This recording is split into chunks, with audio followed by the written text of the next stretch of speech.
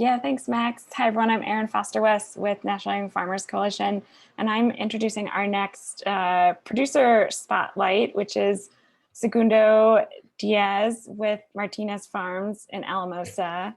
Segundo grows potatoes and small grains with his wife, serves on the Ag Commission, and I believe is in his third term on the Ag Commission, and has also served on the Producer Advisory Council for the Colorado Collaborative for Healthy Soils, which is where I've gotten to know Segundo and work with him, and just has brought a wealth of knowledge on soil health to that group, and has really been a pleasure to work with and have a part of that Producer Advisory Council. So I'm pleased I get to welcome Segundo, and I will turn it over to you to talk a little bit about what you're working on down in Alamosa. Thank you, Erin. This is Segundo Diaz, as was presented. First of all, I wanted to congratulate, Roy's presentation, earlier this morning. I thought, that's an excellent presentation. Good thoughts, good pictures, and everything else. Today, from my part, I am going to speak to you from a different, I guess, situation, if you can see. We have different crops, we have different challenges in this area, the San Luis Valley. But, our main goal is that we have, all of us, we have a common, goal, which is, try to preserve, our soils, in good health. That's, the common goal among of us. My presentation is has about 4 parts, and I will be, reading to you. If there is a question, that arises, I can stop, and answer the question, or we can leave, at the end. Either way, we will start. The first part, the history and location of our operation. As Martinez Farms was founded by my in-laws at this present location in 1969. After beginning their farming experiences about 25 miles east of this location. In September of 1969, they moved to the present location, which is in the Alamosa County, San Luis Valley, Colorado. My wife and I joined them in 1985. We raised potatoes and barley as the main crops. And we are working with our children right now so they can continue the farm with the idea that, hoping that we will not have a farm sale in the future. The second part is about, our climate and the soil types here in our farm. Mainly the San Luis Valley is one of the highest alpine valleys in the US. It's about 7,600 feet. This is a desert climate with an annual average of 7 inches rainfall. Our water for irrigation comes from the snowpack accumulated in the mountains during the winter season. The types of soils mainly in our farm is sandy loams. Some fields we have heavy soil, and some they have gravelly, closer to the river areas. As third point, I will start, discussing a little bit the specific conservation practices that we do in our farm. Starting in 2001, this area, we experienced the worst drought in history caused by climate change in our region. We began having major challenges, not only with water, but also with increasing nematodes populations in the soils. This due to the short, warmer winter seasons that we are having for the last decade. Nematodes affect mainly to the quality of potatoes. At the point that, at that point, fumigation was one of the tools that we use to depress nematodes here in the soil. And we choose at that point to apply Tilon. Tilon is a fumigant that's applied in late fall at a very high cost rates. which mainly will be killing, you know, not only bad microorganisms, but also it kills, you know, good ones. So it actually, you know, destroys all, you know, your microorganisms in the soil. The fields that we fumigated a year or 2 years later, they develop, you know, exponential rates in nematodes populations due, you know, to the fumigation that we did. So bad microorganisms were rapidly propagating and causing, you know, more problems than what we have before fumigation in the soil. After researching with agronomists and NRCS FSA agents here in the area, we started to plant some cover crops. At the beginning, we planted sorghum, we planted Sudan grass for 2 or 3 years.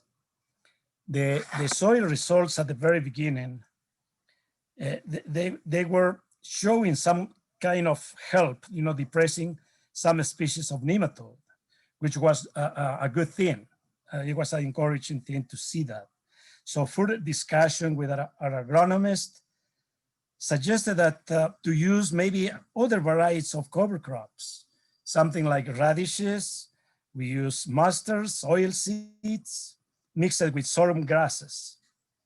With these varieties of crops, the agronomist performed a research in a 15-acre plot in one of our fields, which has a history of nematodes. He planted around 10 to 12 different varieties of these brassicas and grasses. And then after they reached full development of these crops, we incorporated them on the top of the soil. And after 45 days after we incorporated, we went and tested, you know, for nematodes in the soil. This given us, you know, a good direction. The results were very encouraging. So he came up with a custom mix of cover crops recommended, you know, for depressing the nematodes in the soil. At the very beginning, we started only with 120 acres. And now, today, we are over 600 acres per year. Barley, you know, is one of the crops that we use to rotate after potatoes. But this might not be the best rotation for the potatoes. And because we have to pay $150 per acre foot of water that we pump from the aquifer, we feel that this barley crop may not be feasible to keep growing in our farm in the future. So we may end this barley crop and switching into a cover crops for the full 50% of our farm. Here in the San Luis Valley, only we grow crops between April and September. You know, I saw that, I told you at the very beginning, this is a very high altitude valley that we don't have the luxury of other areas around the state that they can crop it in almost not the whole full, you know, 12 months in the year, but we break it, you know, between April and September.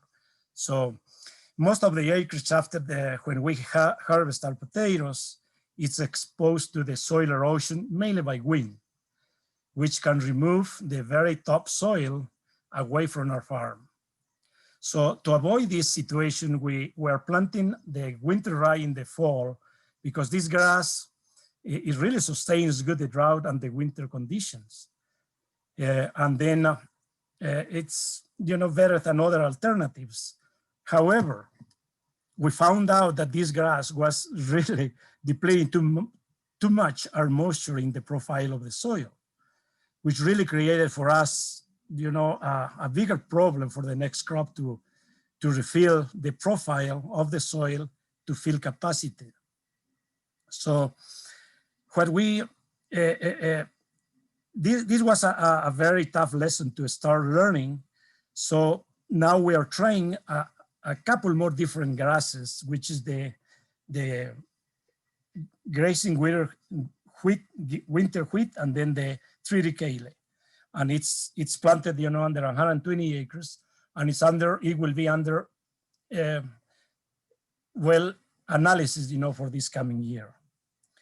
One of the tangibles, benefits after using cover crops is that you incorporate between 4 to 5 tons of green manure in your soil that will help with the water retention.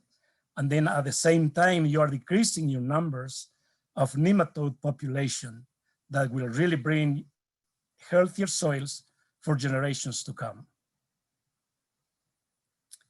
The next part is regarding, the resources, and see if somebody or anybody wants to do soil conservation. It's very important to have an advice from an agronomist, agents from NRCS, FSA offices that you may have in your area. You also need to have access to grant programs, one or two places to obtain your seed for these cover crops that really you are trying to plant for the year. This venture will not generate any cash income like a barley crop, but really it will improve your soil for a long time that will give you much more dividends in the future. Because of this no cash income from cover crops, we need to have, the existence of federal crop insurance, programs like the preventing planting that we have here, in the Valley, and that's a government type of insurance through the Management Risk Assessment Agency. I don't know if you are familiar with those federal programs, which, this agency, when they start subsidizing any money stored through the insurance program, they have to have a criteria. And this criteria is used, according to the old-time situation before the climate change. So it has to do with the amount of the snowpack that we have in the mountains. And that criteria today, it's not quite accurate because we may have a good snowpack in the top, but then according to our Colorado compact with the other, with Nevada, with Texas and New Mexico, we are really unable to retain every water that comes from the mountains. The more water is in the mountains, the more that you deliver down the borderline. So today, with the climate change, I think this criteria needs to be addressed with the water table, the level of the water table in the aquifer. That will be a better situation for us because the aquifer is so depleted. We may have a lot of snow this year in the mountains, but still the aquifer is depleted. So that's, I normally start advocating and talking to other peers and organizations that I think, if this insurance is going to help the farmers, it needs to be changed, this criteria from the old times to the new realities. I think another additional resources that, very beneficial for us is to hear also, from other areas around the state. We hear this morning, and I am glad to be there to learn, what other people, other farmers are doing in their areas for their own situations. And also, other states, they may have a different federal programs. They may have a different grants or different initiatives that we really would like to take, advantage of what the experience already has been done. This is the only way that we really, as a farmer, we can survive and conserve and revive the health of our soils for generations to come. This is, my presentation. If there is any questions that there is up there, I will, if I have time, I will be glad to answer. Greg, do you have a question? Yeah, I just thank you, sir, for speaking today. I have a couple of questions. Have you been using the prevented planting program? And if so, how has that worked? What has worked? What hasn't? And if you're not using it with your cover crops, why? Yes, thanks for the question, Greg. I have been using the preventing planting here in our farm for almost 7 or 8 years. But this is not every year. Remember this. I heard, very clear, from from Roy, excuse me, from Roy's presentation, saying that we don't need, the government or the federal, agencies to help us, in our, and I agree 100% with that. As far as, a farmer is viable and is economically feasible to keep operating, his operation. This in the valley, it's a little different. The type of the crops that we have is potatoes. The way that the practices and the way that we planted and harvested is totally different from beans, grains, and other, grasses and alfalfa. So I agree with the minimum tillage practices that's done in the Northeast and in the Southeast of the state and some places on the Front Range. But here in the San Luis Valley, it's a different situation that we encountering. Because of that, this preventing planting has been implemented not only for everybody, but only for certain conditions. And one of the conditions is if you have plenty of snow in the mountains, mainly in the San Juan Mountains, which is the west side of us, where the Rio Grande starts. Then you don't have preventing planting. So there is a point where you apply and you get the benefits, and then you apply and you don't get the benefits. So it's a percentage. I am sorry if you hear the phone ringing. I am in our office, and but then the times that I applied and got it, it's no, the income that will really sustain like having a barley crop. It's only a percentage that is, giving us. It could be, 7,000, 10,000, up to 20,000 per quarter, which, helps you with some of the, pay for the price of the seeds, irrigating, and, the incorporation and all of that. So we don't make money by, the federal, programs. So be clear, for everybody in the room that's, listen to me, and I heard, Roy's presentation. We are not living, from the federal income. We are living to keep going and rejuvenating the health of our soils. Thank you, sir. And just one other quick question I had. I really enjoy talking to anybody down there from the valley. I think you have quite a few issues you're all up against, and I mean, you've been experimenting a lot with cover crops, and I wonder what other opportunities do you see for your operation? Because for most people I talk to, especially if you're pumping water, barley is not a profitable crop. I know more people are going into livestock and forage. There's some quinoa and lettuce growers. What other options do you see for yourself in your operation? Thank you for the question. Greg, here in the valley, you already mentioned, the crops that will be other alternatives. There is not that many here. All the like vegetables, lettuce, there is some lettuce, there is carrots. All of them, they use, quite a bit of water. And quinoa, I saw around our farm, several fields going into quinoa.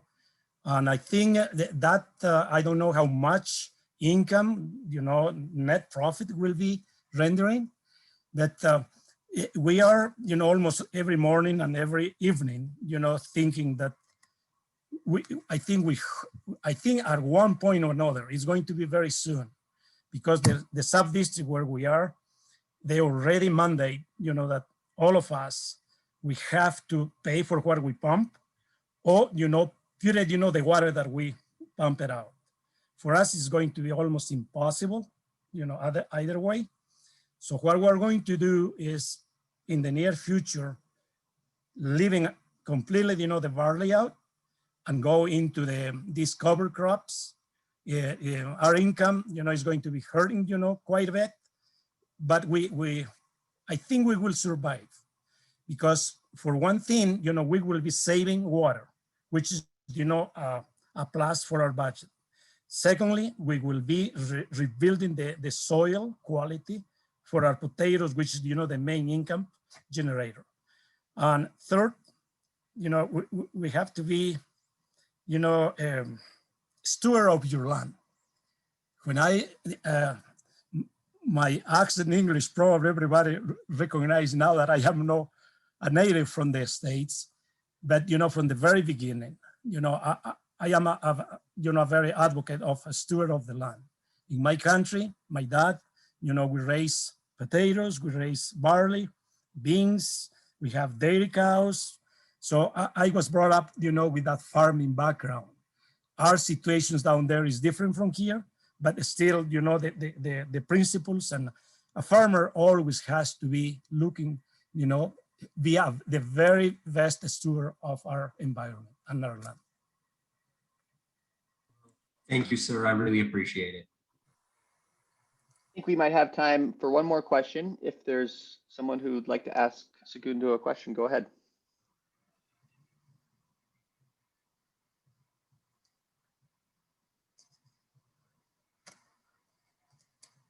Okay, then. Well, I'd love to invite everyone to unmute themselves and give Segundo a round of applause.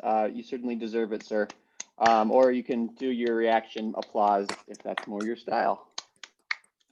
Thank you. Thank you, Aaron.